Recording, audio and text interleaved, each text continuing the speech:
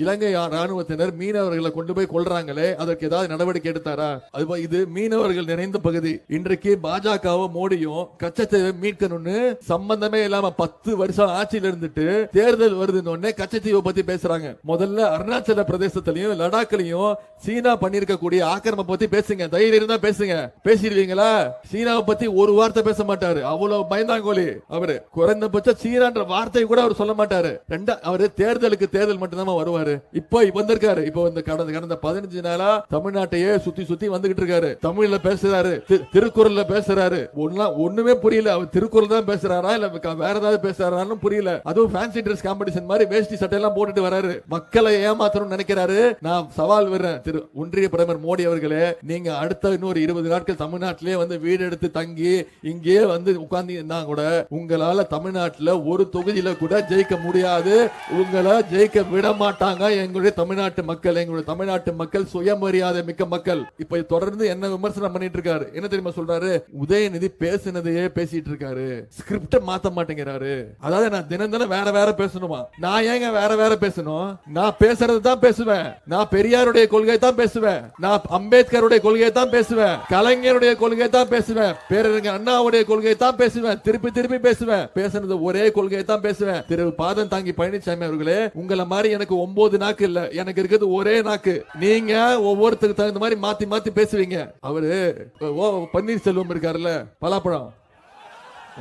இப்போ அவரை பார்த்தா ஒரு மாதிரி பேசுவாரு. திரு மோடியை பார்த்தா பிளாட் படுத்துருவாரு, தரையோட தரையா படுத்துருவாரு. திரு அமித்ஷா இருக்காருல்ல, அவரை பார்த்தா குட்டிக்காரன் நடிப்பாரு. திரு சசிகலா அம்மா இருக்காங்கல்ல, அவங்கள பார்த்தா என்ன வேணா பண்ணுவாரு. அதாவது அந்த அம்மாவோட காலை பிடிச்சி முதலமைச்சராகி அந்த அம்மாவுக்கு பச்சை துரோகம் பண்ணது யாருமா? திரு பாதம் தாங்கி பழனிசாமி. Fees sir. மா எதுக்கு வளையல் கழறீங்க? இல்ல மேடம், பிள்ளை சம்பளமே 15,000 தான். இதுல ஹாஸ்டல் ஃபீஸ் எப்படி? மா இங்க வாங்க. இது தோழி ஹாஸ்டல். நம்மள மாதிரி ஒர்க்கிங் விமனுக்காக நம்ம அரசால உருவாக்கப்பட்ட இடம். அப்ப ஃபீஸ் மேடம்? இது போதும். ரொம்ப நன்றி மேடம். தேங்க்ஸ் எனக்கு இல்ல. இந்தியாவை காக்க ஸ்டாலின் அழைக்கிறேன்.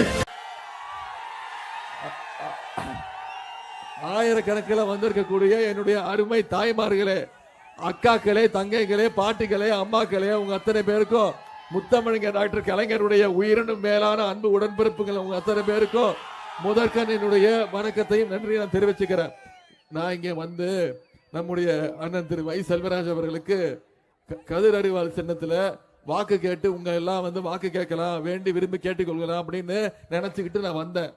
ஆனா இங்க வந்த பிறகுதான் தெரியுது, என்னை விட அதிக ஆர்வத்தோடு, அதிக எழுச்சியோடு, அதிக உணர்வோடு நீங்க அவரை கதிர் அறிவால் சின்னத்துல வாக்களிச்சு நாடாளுமன்றத்துக்கு நீங்க அனுப்ப போவது உறுதின்னு உங்களுடைய எழுச்சியை பார்த்தாலே தெரியுது.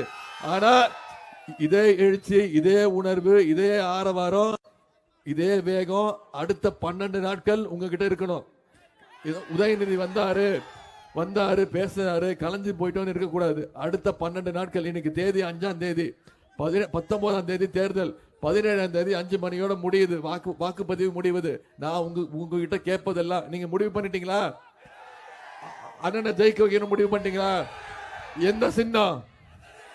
சத்தமா சொல்லுங்க, எந்த சின்னம்? கதிர் அறிவால் சின்னத்துல அண்ணன் செல்வராஜ் அவருக்கு வாக்களிச்சு ஏப்ரல் 19ஆம் தேதி வாக்குச்சாவடிக்கு போனீங்கன்னா உங்க கண்களுக்கு 2 விஷயம் தான் தெரியணும். வேற எதுவுமே தெரியக்கூடாது. வாக்கு பெட்டியில நம்முடைய அண்ணனுடைய பெயர், திரு ஒய் செல்வராஜ் அவருடைய பெயர் 2வது இடம். ஒய் செல்வராஜ் அண்ணனுடைய பெயர் 2வது இடத்துல இருக்கும். நம்முடைய கூட்டணி வேட்பாளர் வெற்றி வேட்பாளரோட பெயர், அவருக்கு பக்கத்துல நம்முடைய வெற்றி சின்னம், கூட்டணி சின்னம், கதிர் அறிவால் சின்னம் இருக்கும். அதுக்கு பக்கத்துல ஒரு பட்டன் இருக்கும். அந்த பட்டன்ல நீங்க போடுறீங்கல்ல ஓட்டு, அதுதான் மோடிக்கு வைக்கிற வேட்டு. வேட்டு வச்சிருவோமா? கண்டிப்பா வச்சிருவீங்களா? நிச்சயமா வைப்பீங்களா? ஏன்னா மோடி அவர் மட்டும் நமக்கு வேட்டு வச்சுக்கிட்டே இருக்காரு. நாம அப்பப்போ அவருக்கு வேட்டு வைக்கணும். 2019 ஒரு வேட்டு வச்சோம். 40 தொகுதியில 39 தொகுதி ஜெயிச்சு ஓட விரட்டி அடிச்சோம். இப்போ நமக்கு இன்னும் அதிக வாய்ப்பு இருக்கு. ஏன்னா போன முறை நம்முடைய எதிராளிகள்லாம் ஒன்னா சேர்ந்து வந்தாங்க. இந்த முறை எதிராளிகள்லாம் பிரிஞ்சு வராங்க. அதனால இந்த முறை 2019 எப்படி 39 தொகுதியில் ஜெயிச்சோமோ இந்த முறை 40க்கு 40 ஜெயிச்சு மோடிய ஓட விடணும். வேட்டு வச்சிருவீங்களா? சென்ற முறை நம்முடைய நாடாளுமன்ற தேர்தலில் நான் பிரச்சாரத்துக்கு வந்திருந்தேன். அப்பொழுது நம்முடைய வேட்பாளர், கூட்டணி வேட்பாளர் அண்ணன் செல்வராஜ் அவர்களுக்கு, சிபிஐ அவர்களுக்கு வாக்கு கேட்டு நான் வந்திருந்தேன், பிரச்சாரத்துக்கு வந்திருந்தேன். அப்போ கிட்டத்தட்ட 2,12,000 வாக்கு வித்தியாசத்துல மிகப்பெரிய வெற்றியை பெற்றுக் கொடுத்தீங்க. அதற்கு இந்த நேரத்தில் என்னுடைய நன்றியை தெரிவிச்சுக்கிறேன். அந்த வெற்றிக்கு முழு காரணம் இங்க வந்திருக்கக்கூடிய நீங்க தான். நீங்க இல்லாம அந்த வெற்றி கிடையாது. ஆனா இந்த முறை நான் உங்ககிட்ட கேட்டுக்கொள்வதெல்லாம் அந்த வாக்கு வித்தியாசம் அதிகமாக வேணும். இந்த முறை குறைஞ்சது எவ்வளவு? 5. நீ சொல்லிட்டு போயிருவ. வேலை பார்க்கணும். நான் சொல்றேன், நான் ஒரு சவால் விடுறேன், நான் உங்களுக்கு ஒரு வாக்குறுதி கொடுக்கிறேன். குறைஞ்சது 4 லட்சம் வாக்கு வித்தியாசத்துல அண்ணன் செல்வராஜ் அவர்களை நீங்க ஜெயிக்க வச்சீங்கன்னா 4ஆம் தேதி காலையில தொலைக்காட்சி பெட்டியை போட்டு நான் பார்ப்பேன். முதல்ல பார்ப்பேன் நாகப்பட்டினம் எவ்வளவு வித்தியாசம் பார்ப்பேன்.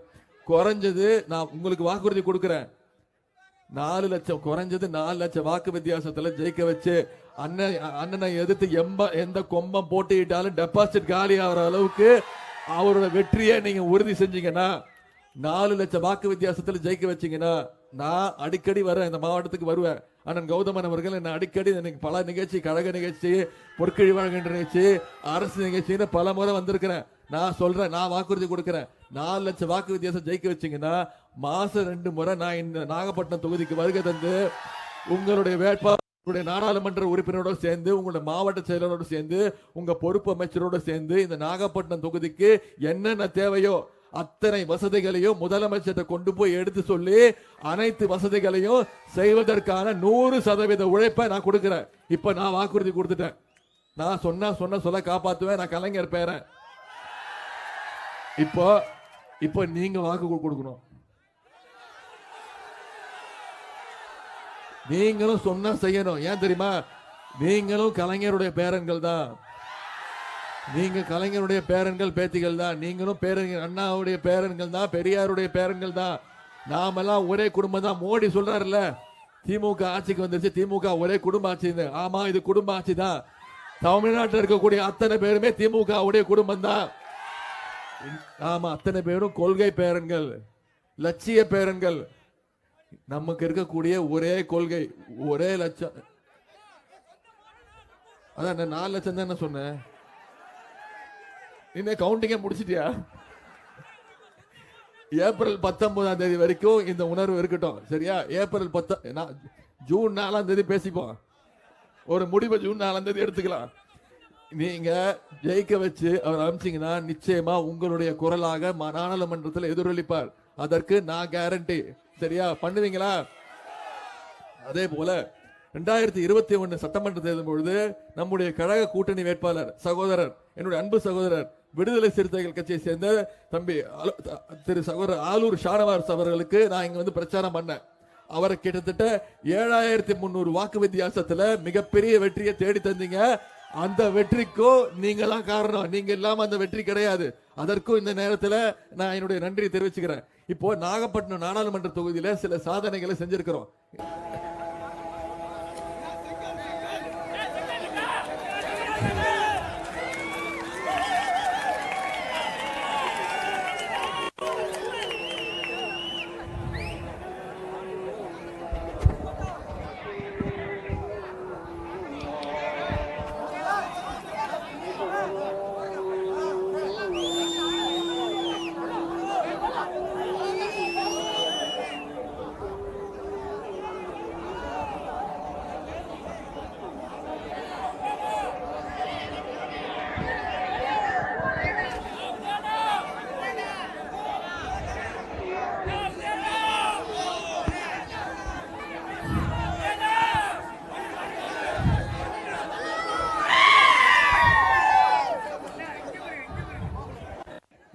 எல்லாம் கேட்டாங்கல்லம்மா, திராவிட மாடல் அரசுனா என்ன, திராவிட மாடல் அரசுனா என்னன்னு. நம்முடைய சிறுபான்மை சகோதரர்கள் அங்க தொழும் போது நாம அமைதி காத்தோம், பாத்தீங்களா? இதுக்கு பேர் தான் திராவிட மாடல் அரசு. இதுக்கு பேர் தான் தமிழ்நாட்டு மக்கள். நமக்கு அனைவரும் சமம், பிறப்புக்கும் எல்லா உயிர்க்கும் ஜாதி மத வேறுபாடு எதுவுமே கிடையாது. இந்தியாவில் பிறக்கக்கூடிய, அதுவும் தமிழ்நாட்டில் இருக்கக்கூடிய நம்ம அத்தனை பேரும் ஒரே குடும்பம். அதுதான் இதுக்கு சிறந்த எடுத்துக்காட்டு. இப்போ நாகப்பட்டினம் நாடாளுமன்ற தொகுதிக்கான சாதனைகள் செலவற்ற பல சாதனைகள் இருக்கு. சில சாதனைகளை மட்டும் இங்க நான் குறிப்பிட விரும்புகின்றேன். சரிம்மா, சாமந்தம்பேட்டை பகுதியில் ரூபாய் 40 கோடி மதிப்பீட்டில் புதியதாக மீன்பிடி இறங்குதளம் அமைப்பதற்கான திட்டம் அறிவிக்கப்பட்டு அதற்கான நிதி ஒதுக்கப்பட்டுள்ளது. 2022ஆம் ஆண்டு அக்கரப்பேட்டை பகுதியில் புதிய மேம்பாலம் அறிவிக்கப்பட்ட நிலையில ரூபாய் 117 கோடி மதிப்பீட்டில் அதற்கான பணிகள் நடைபெற்று வருகிறது. கீழையூர் ஒன்றியம் செருதூர் பகுதியில் ரூபாய் 25 கோடி மதிப்பீட்டில் கடல் அரிப்பை தடுக்க தடுப்புச் சுவர் கட்டுவதற்கான நிதி ஒதுக்கப்பட்டுள்ளது. ரூபாய் 117 கோடி ரூபாய் மதிப்பீட்டில் திருவாரூர் முதல் தஞ்சாவூர் வரை உள்ள சாலை சீரமைக்கும் பணிகள் விரைவில் முடிவடைய உள்ளன. நாகப்பட்டினம் மாவட்டத்தில் 6 பேரூராட்சிகள் மற்றும் 6 ஊராட்சி ஒன்றியங்களுக்கு ரூபாய் 1587 கோடி ரூபாய் கூட்டு குடிநீர் திட்ட பணிகள் தொடங்கப்பட்டுள்ளன. இதெல்லாம் பணிகள்லாம் தொடர்ந்து நடந்துட்டு இருக்கு. விரைவில் முடிக்கப்பட்டு உங்களுடைய நலனுக்காக, உங்களுடைய பயனுக்காக கண்டிப்பாக பணிகள் விரைந்து முடிக்கப்பட்டு உங்ககிட்ட ஒப்படைக்கப்படும். அதே மாதிரி வாக்குறுதிகள் நம்முடைய முத்தமிழர் கலைஞர் அவர்கள் சொல்வார். டாக்டர் கலைஞர் அவர்கள் எப்பவுமே தேர்தல் அறிக்கை சொல்வார், சொல்வதை செய்வோம், செய்வதைத்தான் சொல்வோம்னு செஞ்சு காட்டின தலைவர் டாக்டர் கலைஞர் அவர்கள். அவர் வழியில வந்த அவருடைய மகன் திரு முத்துவேல் கருணாநிதி ஸ்டாலின் அவர்களும் கண்டிப்பாக சொல்வதைத்தான் செய்வார், செய்வதைத்தான் சொல்வார். அப்படி சில வாக்குறுதிகளை கொடுத்திருக்கிறார். அதுல சில வாக்குறுதிகளை, முக்கியமான வாக்குறுதிகளை மட்டும் இங்க உங்களுக்கு நான் நினைவுபடுத்த விரும்புகின்றேன். நாகப்பட்டினம் மாவட்டம் திருமருகல் ஊராட்சி ஒன்றியத்தை தனி தாலுக்காக அறிவிப்பது தொடர்பாக ஆய்வு செய்து நடவடிக்கை எடுக்கப்படும். திருமருகலில் உள்ள அரசு கலை கல்லூரி அமைக்க நடவடிக்கை எடுக்கப்படும். விவசாய நிலங்கள்ல கடல் நீர் புகாமல் தடுக்க புத்தாறு, திருமலைராஜன் ஆறு, வெட்டாறு ஆகிய ஆற்றின் தடுப்பணைகள் அமைக்கப்படும். கடைமடை விவசாயிகள் உள்ளிட்ட காவிரி டெல்டா விவசாயிகளுடைய உரிமையை நிலைநாட்ட காவிரியின் குறுக்கே மேகதாதுவில் அணை கட்டும் முயற்சி முற்றிலுமாக தடுத்து நிறுத்தப்படும். நாகை துறைமுகத்தை சரக்கு பெட்டக துறைமுகமாக மாற்றிட அல்லது வெள்ளப்பள்ளம் அருகே சரக்கு பெட்டக துறை அமைக்க ஆவணம் செய்யப்படும். இது தலைவர் கொடுத்திருக்கக்கூடிய வாக்குறுதிகள். அதோட இன்னும் சில வாக்குறுதிகள், மீனவர்களுக்கு என்று தனி வாக்குறுதிகளை தலைவர் கொடுத்திருக்கிறார். பாரம்பரிய மீனவர்கள் மீனவ பழங்குடியினர் பட்டியலில் சேர்க்கப்படுவார்கள். இலங்கை ராணுவத்தால் மீனவர்கள் தாக்கப்படுவதை தடுக்க கிரைசிஸ் மேனேஜ்மெண்ட் சென்டர் புதிதாக உருவாக்கப்படும். ஆழ்கடல் மீன்பிடிப்பு கொள்கையை உருவாக்க மீனா குமாரி குழு தந்த அறிக்கை முழுவதுமாக கைவிடப்படும். நாகை அக்கரப்பேட்டையில மீன் குளிரூட்டறை ஃப்ரோசன் பிளான்ட் அமைக்கப்படும். இயற்கை சீற்றங்களின் பொழுது மீனவர்களை காக்க சீம்லெஸ் கம்யூனிகேஷன் வசதி அமைத்து தரப்படும். இதெல்லாம் தலைவர் உங்களுக்கு கொடுத்திருக்கக்கூடிய தேர்தல் வாக்குறுதிகள். அது மட்டும் இல்ல, இந்தியா கூட்டணி ஆட்சி அமைச்சதுன்னா தலைவர் இன்னும் பல வாக்குறுதிகளை கொடுத்திருக்கிறார். அதெல்லாம் முக்கியமான வாக்குறுதி. இவ்வளவு மகளிர் வந்திருக்கீங்க, நீங்க சொல்லுங்கம்மா, 2014ஆம் ஆண்டு கேஸ் சிலிண்டர் விலை எவ்வளவுமா? 10 வருஷத்துக்கு முன்னாடி மகளிர் நீங்க சொல்லுங்க. ஆனா அந்த கொடி மட்டும் கொஞ்சம் இறக்குங்களே, ஒரு 5 நிமிஷம் இப்படி இறக்கிடுங்க. நான் பேசினதுக்கு அப்புறம் ஏத்திருங்க. 2014ஆம் ஆண்டு 10 வருஷத்துக்கு முன்னாடி கேஸ் சிலிண்டர் விலை எவ்வளவுமா? 450 ரூபாய் இருந்துச்சுமா. இப்போ 2024ஆம் ஆண்டு இந்த வருஷம் இப்ப கேஸ் சிலிண்டர் விலை எவ்வளவு? 1200. ஏத்தனது யாரு? அதுல தெளிவா இருக்கீங்கல்ல? ஏத்தனது யாரு? ஒன்றிய அரசு தெரியுமா? இப்போ மோடி அவர்கள் புதுசா ஒரு வடை சுட்டிருக்காரு. நம்ம பொதுவா சொல்லுவோம், பொய் சொல்றவன் என்ன சொல்லுவோம், நல்லா வடை சுடுறான்பா அப்படின்னு சொல்லுவோம். ஆனா மோடி என்ன தெரியுமா பண்ணுவாரு, நல்லா வடை சுட்டு அதை நமக்கு தர மாட்டாரு, அந்த வடையை அவரே சாப்பிட்டுருவாரு. இப்போ மகளிர் தின பரிசா என்ன தெரியுமா சொல்லியிருக்காரு, கேஸ் சிலிண்டர் விலைய 100 ரூபாய் நான் கம்மி பண்றேன்னு புதுசா ஒரு வடை சுட்டிருக்காரு. நம்புவீங்களாமா? ஏத்துனது எவ்வளவுமா? ஏத்துனது 800 ரூபாய், இறக்குனது வெறும் 100 ரூபாய். ஏமாந்துடாதீங்கம்மா. நம்ம தலைவர் தேர்தல் அறிக்கையில சொல்லியிருக்காரு, இந்தியா கூட்டணி ஆட்சி அமைச்சதுன்னா கேஸ் சிலிண்டர் விலை 500 ரூபாய்க்கு தரேன்னு தலைவர் வாக்குறுதி கொடுத்திருக்கிறாரு. செய்வார் நம்பிக்கை இருக்கா? அதே மாதிரி பெட்ரோல் விலை 1 லிட்டர் பெட்ரோல் 75 ரூபாய்க்கு தரேன்னு சொல்லி தலைவர் வாக்குறுதி கொடுத்திருக்கிறாரு. இளைஞர்களே, உங்களுக்கு நம்பிக்கை இருக்கா? தருவாரு நம்பிக்கை இருக்கா? டீசல் விலை 65 ரூபாய், லிட்டர் 65 ரூபாய்க்கு தரேன்னு தலைவர் வாக்குறுதி கொடுத்திருக்கிறாரு. செய்வார் நம்பிக்கை இருக்கா? அதே மாதிரி இன்னொரு முக்கியமான தேர்தல் அறிக்கையில ஒன்று சொல்லியிருக்கிறார், ஒரு அறிவிப்பு. என்ன தெரியுமா? நம்ம நெடுஞ்சாலை நேஷனல் ஹைவேஸ்ல பயணம் பண்ணும்போது, கார்ல போகும்போது, பைக்ல போகும்போது என்ன பண்றாங்க? சுங்க கட்டணம் வாங்குறாங்க, டோல் ஃபீஸ் 50 ரூபா, 100 ரூபா, 120 ரூபான்னு வாங்குறாங்க தெரியுமா?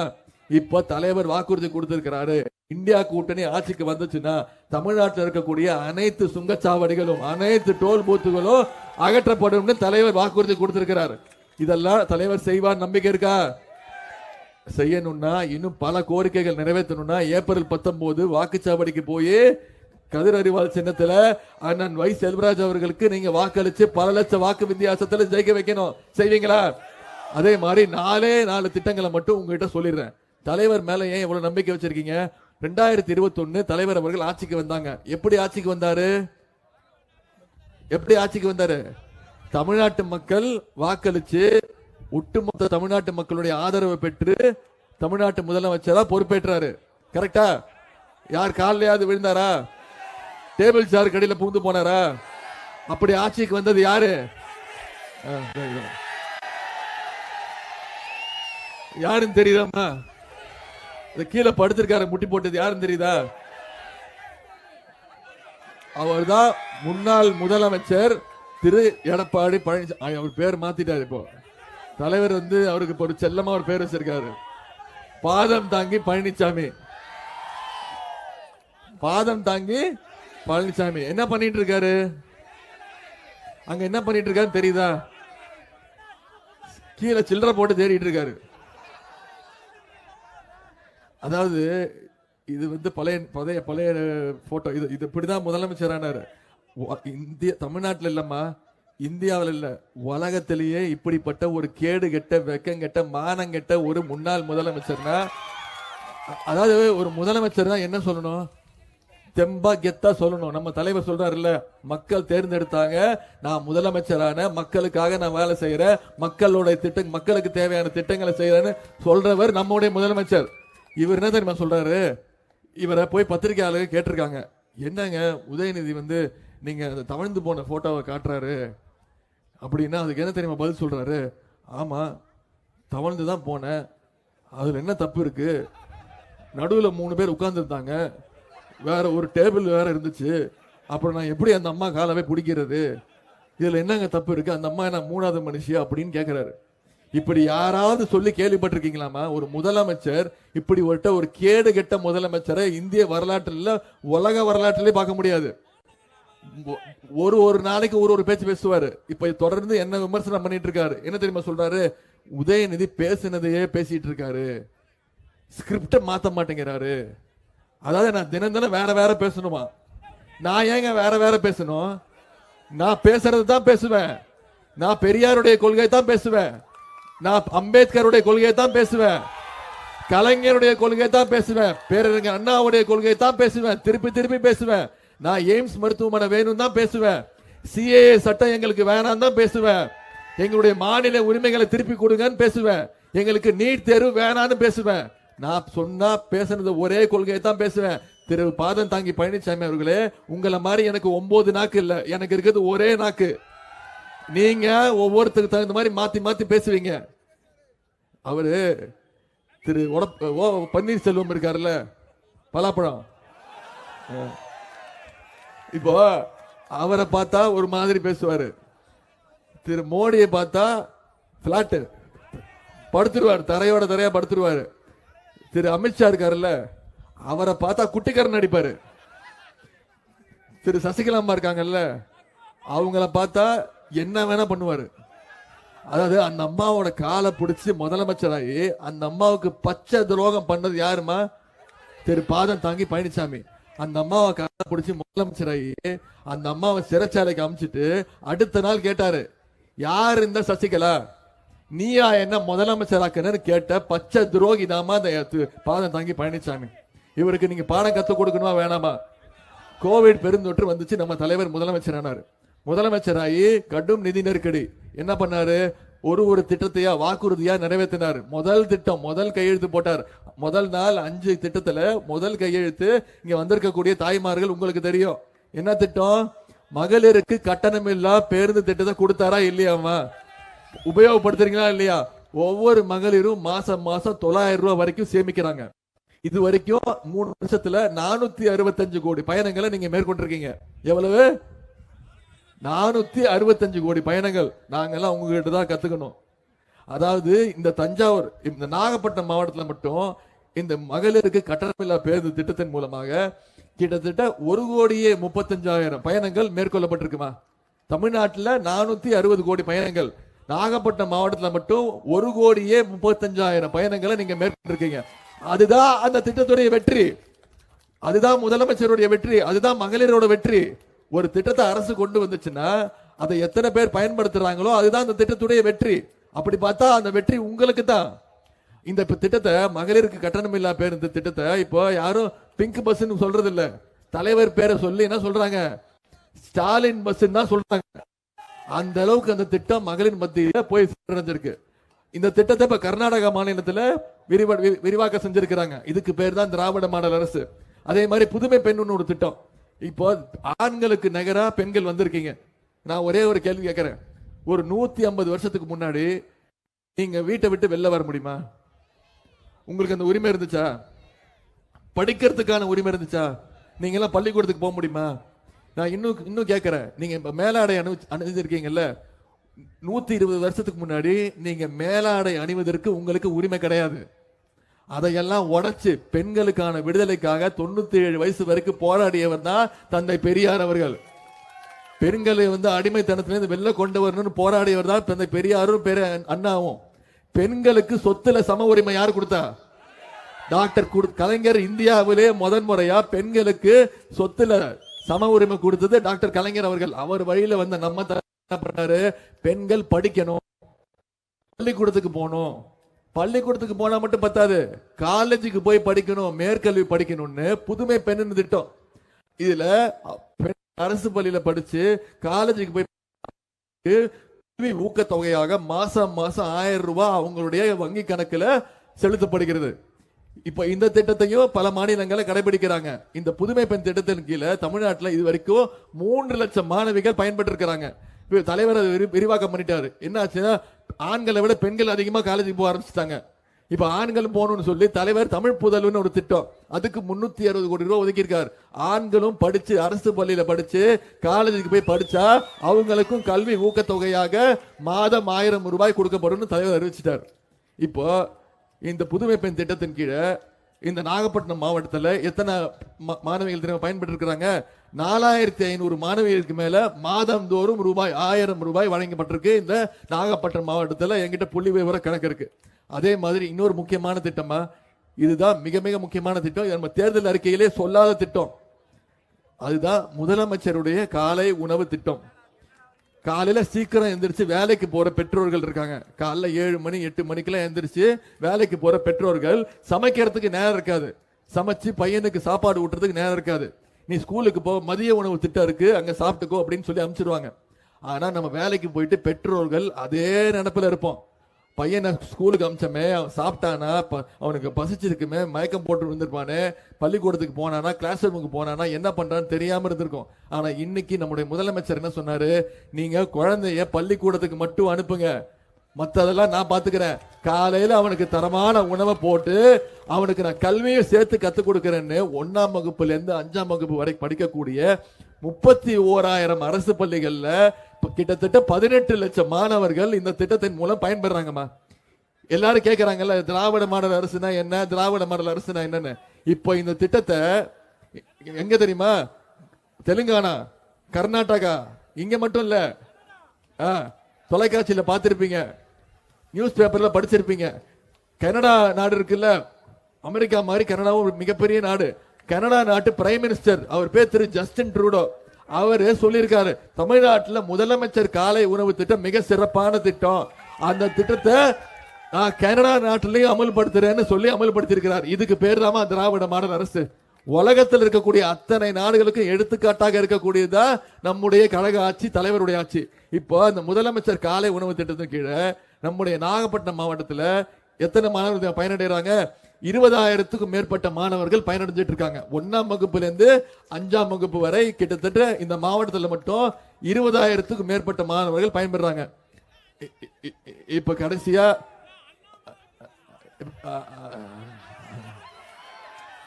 இப்ப கடைசியா நீங்க என்ன கேட்க வரீங்கன்னு எனக்கு தெரியுது.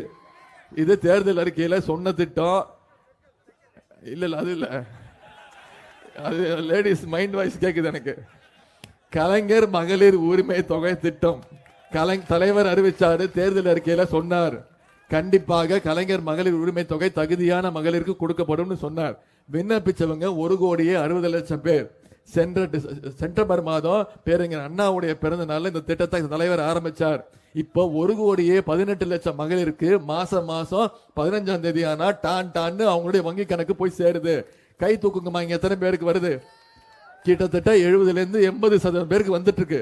இப்போ நான் வாக்குறுதி கொடுக்கிறேன், கண்டிப்பா தகுதியான அனைத்து மகளிருக்கும், தகுதி உள்ள அனைத்து மகளிருக்கும் கலைஞர் மகளிர். சில பேருக்கு வரலம்மா, சில பேருக்கு வரல, குறை இருக்கு சொல்றாங்க. பக்கத்து வீட்டுக்காரன் வந்திருக்கு, எனக்கு வரல.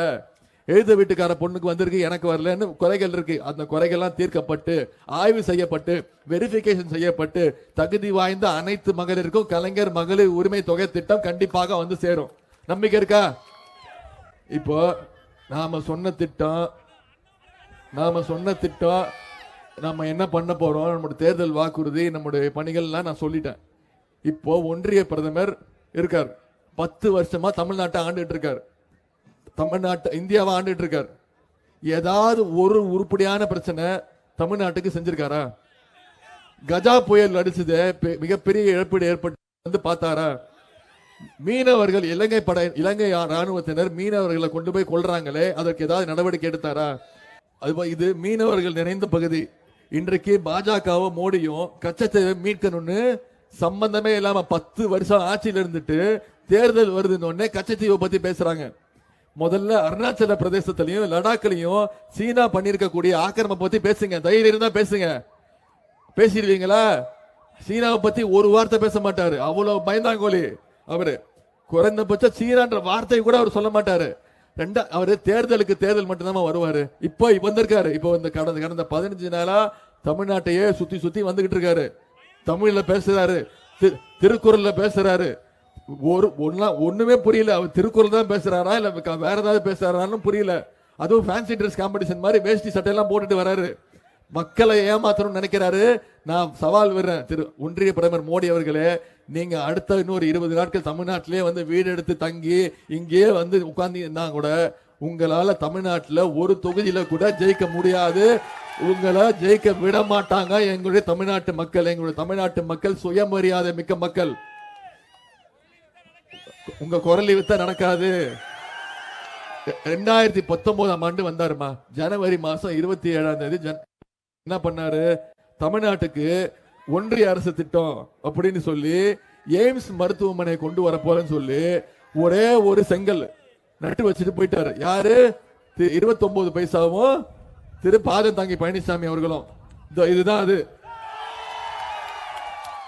இதாம்மா கல்லு வச்சது, ஒரு கல்லு. அதையும் நான் புடுங்கிட்டு வந்துட்டேன். இப்ப கல்ல காணும்னு தேடிட்டு இருக்காங்க. வச்சு 5 வருஷம் ஆச்சுமா, இது வரைக்கும் 1 ரூபா கூட இதுக்காக ஒதுக்கல. இது ஒன்றிய அரசு நிதியில கொடுக்க வேண்டிய மருத்துவமனை. இதன் பிறகு 2019ஆம் ஆண்டுக்கு பிறகு பாஜக ஆளுகின்ற மாநிலங்கள்ல இதுவரைக்கும் 5 எய்ம்ஸ் மருத்துவமனை கட்டி முடிச்சிருக்கிறாங்க. ஆனா தமிழ்நாட்டுக்கு இதுவரைக்கும் எய்ம்ஸ் மருத்துவமனைக்கு 1 ரூபா கூட ஒதுக்கல. அதனாலதான் சொல்றேன், ஒன்றிய பிரதமர் திரு மோடி அவர்களுக்கு நாம ஒரு செல்ல பேர் வச்சிருக்கிறோம். எப்படி பாதம் தாங்கி பழனிசாமி மாதிரியோ அதே மாதிரி ஒன்றிய பிரதமருக்கோட பேரு, ஒன்றிய பிரதமர் பேர் என்ன பேர்? நம்ம மிஸ்டர் 29 பைசா. ஏன்னு அதுக்கு ஒரு காரணம் சொல்றேன். இனிமே ஒன்றிய பிரதமரை நீங்க பேர் சொல்லி கூப்பிடணும்னா மிஸ்டர் 29 பைசா தான் கூப்பிடணும். ஏன்னு ஒரு காரணம் சொல்றேன். நம்ம ஒவ்வொருத்தரும் ஜிஎஸ்டி வரி கட்டுறோமா, தமிழ்நாட்டில இருந்து ஜிஎஸ்டி வரி கட்டுறோம். குட்ஸ் அண்ட் சேல்ஸ் டாக்ஸ் அது பேர். நாம தமிழ்நாட்டில இருந்து ஒவ்வொருத்தரும் 1 ரூபா கட்டினா நமக்கு அவர் திருப்பி எவ்வளவு தெரியுமா தராரு ஒன்றிய அரசு? வெறும் 29 பைசா. ஆனா இன்னொரு மாநிலம் பாத்தீங்கன்னா உத்தரப்பிரதேச மாநிலம். அங்க பாஜக தான் ஆட்சியில் இருக்கு. முதலமைச்சருடைய பேரு திரு யோகி ஆதித்யநாத். அங்க இருக்கக்கூடிய உத்தரப்பிரதேச மக்கள் 1 ரூபா ஒன்றிய அரசுக்கு நிதி கொடுத்தாங்கன்னா திருப்பி எவ்வளவு தெரியுமா திருப்பி ஒன்றிய அரசு கொடுக்குது அவங்களுக்கு? 3 ரூபா. அதே போல பீகார் மாநிலம், அதோட முதலமைச்சர் பேரு திரு நிதிஷ்குமார். அங்க பிஜேபி மாநில ஆட்சி நடக்குது. அவங்க 1 ரூபா ஜிஎஸ்டி கொடுத்தாங்கன்னா அவங்களுக்கு திருப்பி எவ்வளவு தெரியுமா தருது? 7 ரூபா. நம்ம எவ்வளவு தராங்க? யாரும் அப்ப வீட்டு காசு எடுத்து பீகாருக்கு ஊபிக்கு கொடுக்கறாங்க? தமிழ்நாட்டு மக்களுடைய வரி பணம். நமக்கு 29 பைசா கொடுத்துட்டு மற்ற மாநிலங்களுக்கு நம்மளோட காசை எடுத்து கொடுக்கறாங்க. இப்படி கல்வி உரிமை, மொழி உரிமை, நிதி உரிமை அனைத்தையும் மீட்டெடுக்கணும்னா வர்ற 19ஆம் தேதி நீங்க அத்தனை பேரும் முடிவெடுக்கணும். எடுத்துட்டீங்களா? எனக்கு நிச்சயம் நம்பிக்கை இருக்கு. நீங்க அத்தனை பேரும் கதிரறிவால் சின்னத்துல நிச்சயம் வாக்களிச்சு வெற்றி பெற வச்சிருவீங்க. ஆனா நீங்க அத்தனை பேரும் அடுத்த 12 நாள் நீங்க அந்த பொறுப்பை எடுத்துக்கணும். ஒரு வாக்காளரா நீங்க சந்திக்கணும். இருக்க போறது வெறும் 12 நாள். ஒரு வாக்காளரா, ஒரு வீடா நீங்க போய் பிரச்சாரம் பண்ணணும். ஒரு வீடா நீங்க பொறுப்பு எடுத்துக்கணும். இந்த வீட்டுக்கு நான் பொறுப்பு, இந்த வீட்டுல 10 ஓட்டு இருக்குன்னா அந்த 10 ஓட்டுக்கு நான் பொறுப்பு, இந்த தெருவுக்கு நான் பொறுப்பு, இந்த தெருவுல 10 வீடு இருக்குன்னா அங்க இருக்கக்கூடிய 50 ஓட்டுக்கு நான் பொறுப்புன்னு நீங்க பொறுப்பு எடுத்துக்கிட்டு இந்த பிரச்சாரத்தை ஏன் நம்முடைய வேட்பாளர் அண்ணன் செல்வராஜ் அவர்களை ஜெயிக்க வைக்கணும், ஏன் ஒன்றிய பிரதமர் திரு 29 பைசாவை ஓட விரட்டணும்னு அந்த பிரச்சாரத்தை நீங்க செய்வீங்களா? 2021 அடிமைகளை விரட்டி தமிழ்நாட்டுக்கு நம்முடைய தலைவர் அவர்கள் விடியல் ஆட்சியை கொடுத்தாங்க. இப்போ உங்களோட கையில் இருக்கு. ஒட்டுமொத்த இந்தியாவுக்கே 40க்கு 40 ஜெயிச்சு, மட்டும் இந்தியாவுக்கே 40க்கு 40 தொகுதி ஜெயிச்சு இந்தியாவுக்கு விடியல் ஆட்சியை கொடுக்கணும்னா அது உங்களுடைய கைகள்ல தான் இருக்கு, உங்களுடைய வாக்குகள் தான் இருக்கு. அடுத்த யார் ஒன்றிய பிரதமரா வரணும்? நம்ம தமிழ்நாட்டு மக்களுக்கு யார் நல்லது செய்யறவர் பிரதமரா வரணும் அப்படிங்கறத நம்முடைய தலைவர்கள் முடிவு செய்யணும்னா அது உங்களுடைய கைகள்ல தான் இருக்கு. நம்முடைய நம்முடைய டாக்டர் கலைஞருடைய பிறந்த நாள் ஜூன் 3ஆம் தேதி, 4ஆம் தேதி தேர்தல் வாக்கு எண்ணிக்கை, 3ஆம் தேதி கலைஞருடைய பிறந்த நாள். கலைஞருடைய பிறந்த நாளுக்கு, அதுவும் 101வது பிறந்த நாளுக்கு 40க்கு 40 தொகுதி ஜெயிச்சு கலைஞருடைய காலடியில அந்த வெற்றியை நாம வைப்போமா? உங்களை எல்லாம் அன்போடு கேட்கிறேன், பண்போடு கேட்கிறேன், பாசத்தோடு கேட்கிறேன், உரிமையோடு கேட்கிறேன், உங்கள் வீட்டு பிள்ளையாக இருந்து கேட்கிறேன், தலைவருடைய மகனாக இருந்து கேட்கிறேன், இன்னும் பெருமையா சொல்லணும்னா முத்தமிழ் டாக்டர் கலைஞருடைய பேரனாக இருந்து கேட்கிறேன். ஆதரிப்பீர். கதிரறிவால் சின்னம் நம்முடைய வெற்றி சின்னம். கதிரறிவால் சின்னத்தில் வாக்களிச்சு அண்ணன் அவர்களை ஜெயிக்க வச்சு மிகப்பெரிய லட்சக்கணக்கான வாக்கு வித்தியாசத்தில் ஜெயிக்க வச்சு வெற்றி பெற வைக்க வேண்டும் என்று கேட்டுக்கொண்டு உங்களுடைய வரவேற்புக்கு நன்றி கூறி விடைபெறுகின்றேன். நன்றி, வணக்கம்.